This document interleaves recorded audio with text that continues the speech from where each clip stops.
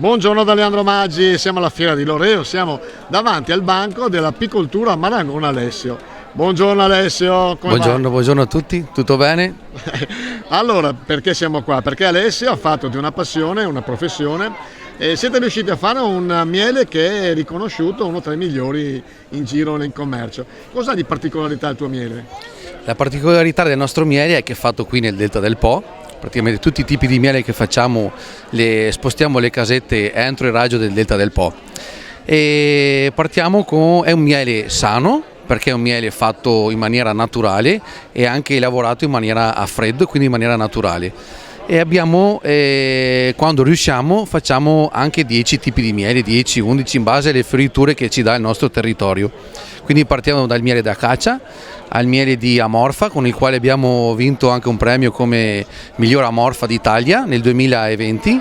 Poi spostiamo anche le casette sulla lavanda di cammello, dove facciamo questo miele di lavanda, molto buono e conosciuto quasi in tutta Italia, diciamo, no? E dopo portiamo anche le casette sull'erba medica da fiore.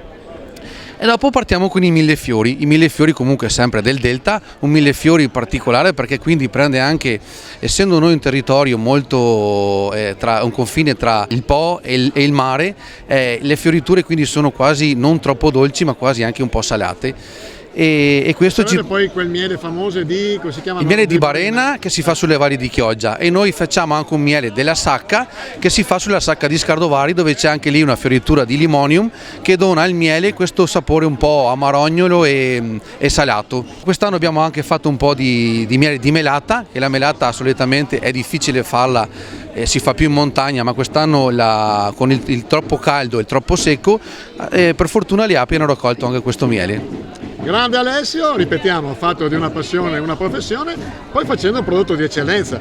L'abbiamo sottolineato molto spesso, possiamo venirne fuori dalla crisi con dei prodotti di altissima qualità, il tuo è uno di questi, complimenti. Grazie Leandro.